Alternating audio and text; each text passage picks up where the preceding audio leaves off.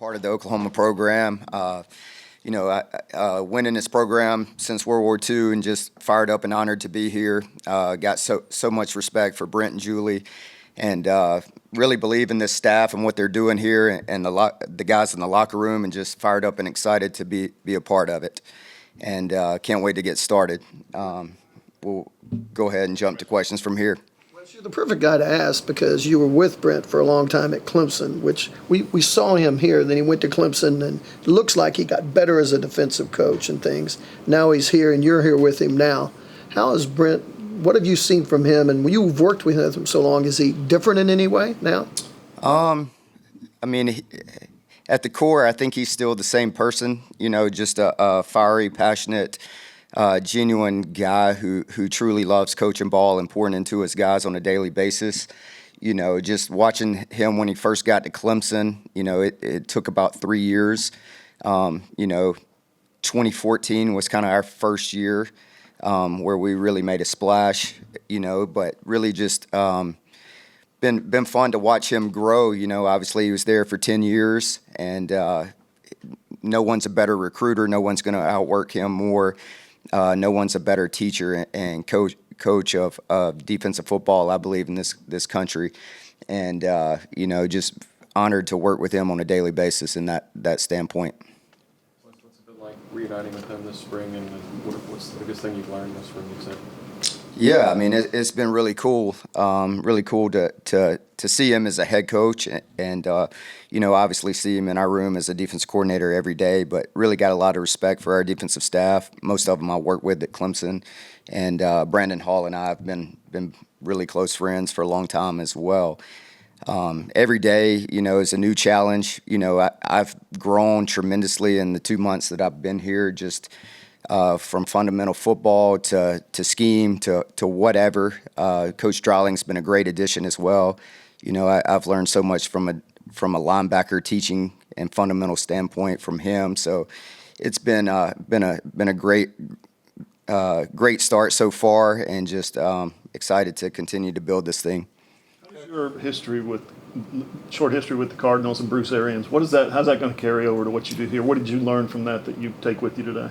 Yeah, BA is such a great leader, and obviously he was an offensive-minded head coach. So, but my time there, coaching is all about relationships and pouring into guys, and if you can help guys get better and learn and grow, and also build the respect factor between coach and player. Coaching NFL guys are no different than coaching college guys. So it's all about building credibility, and helping those guys on a daily basis get better. Wes, what did you kind of learn about yourself these last 3 years being the defensive coordinator at Clemson and kind of picking up where Brent left off? Yeah, we had some really cool moments, winning 2 ACC championships out of the 3 years, and going to the college football playoffs this year and the Orange Bowl in my first year. And, you live your life under a microscope in those type of positions, and always be true to yourself and be who you are. It's already hard enough being yourself. Don't try to be someone else. So that's the biggest thing. Blocking out the outside noise, and just focusing on the task at hand are probably the 2 main things that I took away from it. And just keep your circle small. There's only so many people in this profession that you can truly trust, and so keep your circle small. What has it been like coaching Kendall Daniels, and does he remind you of Isaiah Simmons? Yeah, most definitely. Kendall and Isaiah, both long body guys that are highly versatile, highly athletic guys, but also guys that are football junkies. I see them study. Both of those guys study a tremendous amount of ball and just pour into their craft on a daily basis. But I envision kind of Kendall being in that type of role, and just the versatility and moving him around and being able to ask him to do multiple things for us. Coach, what have you seen from Kip Lewis this spring? Yeah, I saw a guy that got better. Obviously, he's had a good career so far, but I think just him growing into more of a leader has been the cool thing. You know, I only have a 2-month sample, but, you know, just taking the next level, being a leader in that room, it's been cool to see. What about the cheetah position itself? We've always heard it's a complicated position. You need a unique athlete to play it. How do you view this position? Yeah, I mean, I think there's kind of two body types that we've used in that role. You could label those a big cheetah, little cheetah. So big cheetah being more of a true linebacker body type. So just guys historically, Isaiah Simmons, Dorian O'Daniel that played for the Chiefs, Kendall Daniels, obviously. But then you could also say little cheetah guys, so Kendall Dolby, Reggie Powers, Andrew Makuba that we had at Clemson, those type of guys. So it just depends on what you kind of want to use with that type of skill set. You know, bigger guys on early downs to set the edge, blitz them.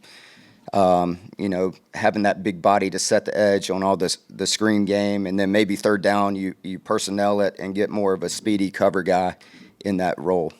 What is it about Reggie Powers that allows him to be in that role? Yeah, I think just his consistency every day and his dependability.